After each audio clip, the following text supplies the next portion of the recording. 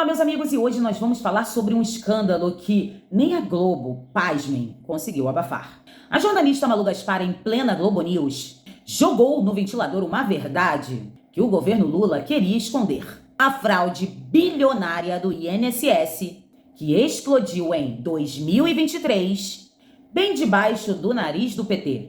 Preparados? Então pegue a pipoca, a água, o cafezinho quentinho e vem comigo. Primeiro, vamos ao básico. A Polícia Federal, junto com a CGU, descobriu um esquema que desviou 6,3 bilhões dos aposentados e pensionistas do INSS. Isso mesmo, bilhões. E como? Descontos ilegais nas aposentadorias, feitos por sindicatos e associações que supostamente ofereciam serviços aos aposentados. Só que, surpresa, ninguém autorizou nada.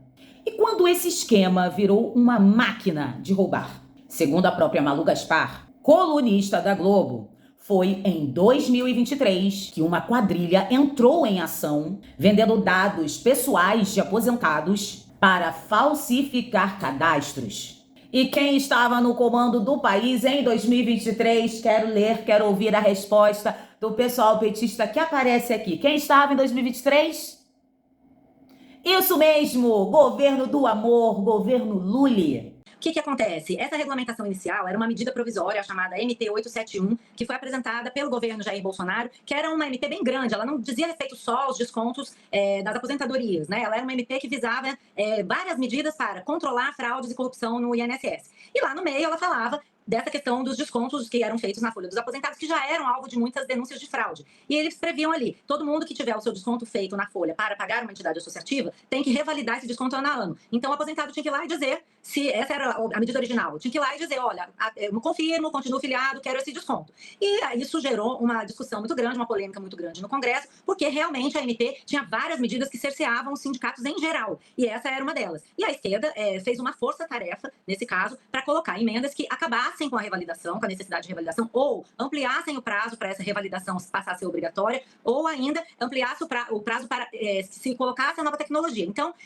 foram várias emendas e que levaram a um acordo no final dentro do plenário, que foi chamado pela própria esquerda de um acordo para a salvação dos aposentados. Por quê? Na visão dos deputados de esquerda, os sindicatos eram as entidades que deveriam estar capitaneando esse desconto, todos esses benefícios, que depois a gente viu que dados em larga escala, em massa, levaram a uma série de fraudes, né, que foram também fraudes em massa. E a discussão era justamente essa. Por que eu fui fazer essa pesquisa, Júlia? Porque a gente está vendo aí todo esse debate da CPI do INSS, e vocês falaram, eu vi na semana passada, sobre o vídeo do Nicolas, e de toda a resposta que foi dada pelo governo, do deputado Nicolas Ferreira, em que se discute isso. Foi o PT que roubou os aposentados, foi o governo Bolsonaro que roubou os aposentados. A minha ideia era, olhando a tramitação, ver aonde é que se abriram as brechas para que esses descontos fossem aplicados em larga escala, sem fiscalização. O que dá para concluir por esse processo? Pelo menos nessa primeira MP, a gente pode falar das outras depois. Que apesar de o texto foi feito pelo governo Bolsonaro, prevendo essa necessidade de revalidação, tinha uma questão relativa a sindicatos rurais e tal, e quem colocou as emendas que abriram os prazos para que essa revalidação passasse a valer, ou então que ela não fosse nem necessária no entendimento dos deputados, foi a esquerda. Então todos os prazos que foram abertos vieram de emendas colocadas pela esquerda, que depois se conseguiu no plenário um acordo com o governo. Nesse início, a avaliação do governo, segundo as pessoas com quem eu conversei que participaram dessa negociação, era que se você veta esse artigo, a MP chega no plenário e o pessoal derruba a MP, fica sem regulamentação nenhuma. Então essa foi a avaliação. Vamos manter o acordo com a oposição e depois a gente tenta em outras ocasiões. Foi essa a intenção, tentar entender nessa guerra de narrativas qual o papel de cada um. Agora, imagina a cena. Malu Gaspar, na Globo News, aquela emissora que adora Lula, paz e amor, solta a seguinte pérola. A partir de 2023, uma quadrilha entrou em campo mesmo, vendendo dados das pessoas para que elas passassem a constar nos cadastros. Mano, isso é o quê? É a Globo, sem querer, admitindo que o esquema do INSS virou um monstro no governo de quem? No governo de quem? De Lully. E o mais engraçado...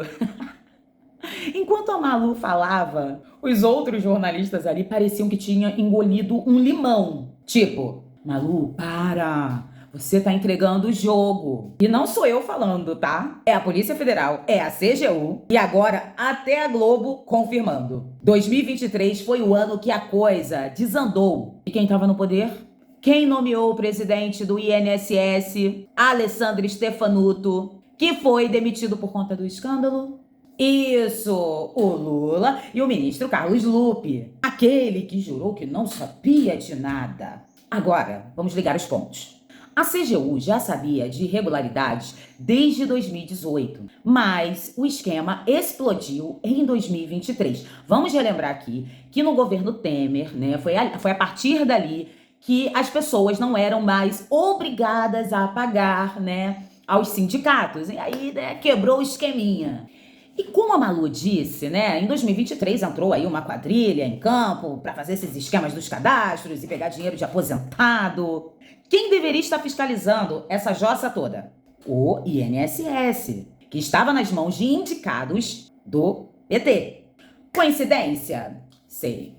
Enquanto Lula estava viajando para 50 países e gastando milhões em hotéis de luxo, os aposentados brasileiros estavam sendo roubados. E o Lupe? Bom, o Lupe estava muito ocupado defendendo Stefanotto até o último segundo. Até o Lula mandar demitir o cara para tentar salvar a própria pele. E sabe o que é pior nessa história toda? É que essa quadrilha usava dados pessoais dos aposentados. Quem entregou esses dados? Como isso aconteceu? Cadê a Lei Geral de Proteção de Dados que o governo jura que respeita?